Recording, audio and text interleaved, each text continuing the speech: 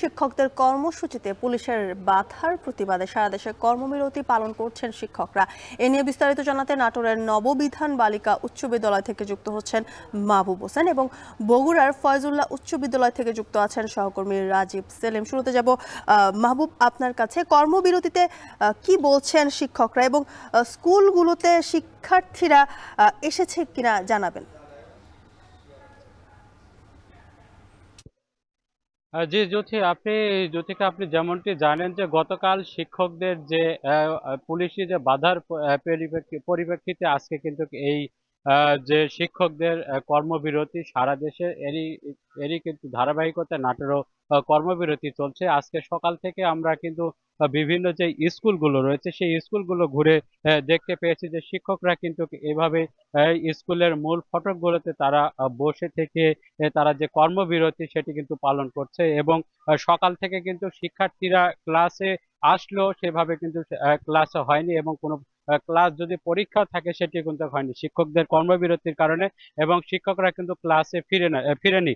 শিক্ষকরা যেটি বলছে যে তাদের যে বেতন ভাতার পরে যে দাবিগুলো ছিল, মেডিকেল ভাতা, উৎসব ভাতা এবং আরো যেসব ভাতাগুলো রয়েছে, এই ভাতাগুলো সরকার যদি মেনে না নেয় তাদের যে অনির্দিষ্টকালের যে কর্মবিরতি সেটি কিন্তু চলবে। এবং গতকালের যে পুলিশি বাধার কারণে শিক্ষকদের যেভাবে হেনস্থা করা হয়েছে এর কিন্তু তীব্র প্রতিবাদ জানিয়েছেন নাটোরের শিক্ষকরা। তারা যেটি বলছে যে শিক্ষকদের সঙ্গে এই ধরনের যে আচরণ সেটি কিন্তু মেনে নেওয়া যায় না, যার কারণে আজকে সকাল থেকে কিন্তু তারা এই যে কর্মবিরতি সেটি কিন্তু পালন করছে। এবং দেখতে পাচ্ছেন যে আমরা বিভিন্ন স্কুলগুলোতে কিন্তু দেখতে পেয়েছি যে শিক্ষকরা কিন্তু তাদের যে ক্লাসগুলো সেগুলো তারা বর্জন করে এভাবে তারা বিভিন্ন যে ফটক রয়েছে এই স্কুলের সেই ফটকগুলোতে তারা বসে থেকে কর্মবিরতি পালন করছেন। এবং শিক্ষকরা যেটি বলছেন তাদের যে দাবি দেওয়া সেটি পূরণ না হওয়া পর্যন্ত তারা এই ধরনের কর্মবিরতি চালিয়ে যাবেন। এবং তবে আপনাকে জানিয়ে রাখি, শিক্ষার্থীরা কিন্তু ক্লাসে আসলো সেভাবে কিন্তু ক্লাস হয় নাই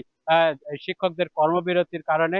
তবে শিক্ষকরা যে দাবিগুলো জানিয়েছে 20% যে ভাতা রয়েছে মেডিকেল ভাতা এবং 50% যে উৎসব ভাতা রয়েছে, এসব উৎসব ভাতা কিন্তু তারা দাবি জানিয়েছেন এবং এসব উৎসব ভাতা তাদের যে দাবি দেওয়াগুলো রয়েছে এই দাবি দেওয়াগুলো যেন তাদের পূরণ করা হয়। এবং এই দাবি দেওয়াগুলো পূরণ না করা হলে তারা কিন্তু আবার ঢাকায় গিয়ে সমাবেশের মাধ্যমে তাদের যে দাবি দেওয়া সেটি পূরণ করবে বলে এমনটি জানিয়েছেন শিক্ষকরা। জ্যোতিকা, এই ছিল নাটোর থেকে সবশেষ খবর। এবার রাজীব, আপনার কাছে একটু জানতে চাই, বগুড়ায় এমপিওভুক্ত শিক্ষকদের কর্মবিরতি কেমন দেখছেন এবং কি বলছেন তারা এ নিয়ে? জ্যোতিকা, বগুড়াতেও সারা দেশের মতো বগুড়াতেও যে এমপিওভুক্ত বিদ্যালয়গুলো রয়েছে সেগুলোতে কর্মবিরতি চলছে। আমি এখন রয়েছি বগুড়ার ফয়জুল্লাহ উচ্চ বিদ্যালয়ে। এখানেও শিক্ষকদের যে অফিস কক্ষ রয়েছে সেই কক্ষে তারা কর্মবিরতি পালন করছেন। সকাল থেকে এখানে বিদ্যালয়ে শিক্ষার্থীরা এসেছেন কিন্তু তাদের শিক্ষকরা ক্লাসে ফেরেননি, ক্লাসে যাননি। তাদের এই পূর্ব ঘোষিত কর্মসূচি অনুযায়ী তারা কর্মবিরতিতে রয়েছেন।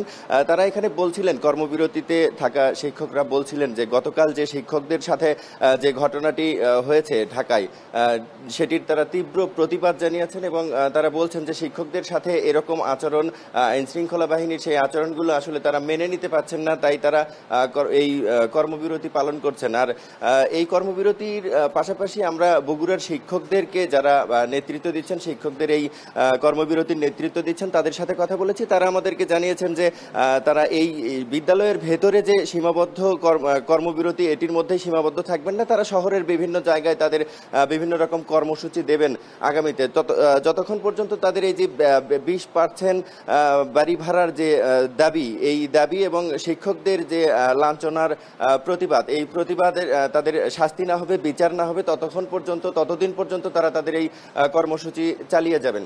আমরা আশপাশের আরও যে বিদ্যালয়গুলো রয়েছে সেগুলোতে ঘুরেছি, দেখেছি যে টিকাদান কর্মসূচি চলছে, সেখানে তাদের সাথে অভিভাবকরাও এসেছেন এবং অভিভাবকদের সাথে কথা বলছি, তারাও অনেকটাই ক্ষুব্ধ। তারা বলছেন যে এই সময় ঠিক একেবারে বছরের শেষ সময় যখন কদিন পরেই যেই বার্ষিক যে চূড়ান্ত পরীক্ষা, সেই পরীক্ষায় অংশ নেবে শিক্ষার্থীরা, সেই সময় শিক্ষকদের এরকম কর্মসূচি আসলে শিক্ষার্থীদের জন্য খুবই ক্ষতিকর একটি ব্যাপার হবে। আগামীতে যেহেতু পরীক্ষা রয়েছে, তারাও এই বিষয়গুলো সমাধান করে শান্তিপূর্ণ একটি সমাধানের দাবি জানিয়েছেন অভিভাবকরা। এই ছিল আমার কাছে ফয়জুল্লাহ উচ্চ বিদ্যালয় থেকে শিক্ষকদের কর্মসূচির সব শেষ খবর। জ্যোতিকা। এমপিওভুক্ত শিক্ষকদের কর্মসূচিতে পুলিশের বাধা, সেই খবর জানাচ্ছিলেন সহকর্মীরা। এদিকে টাঙ্গাইলকে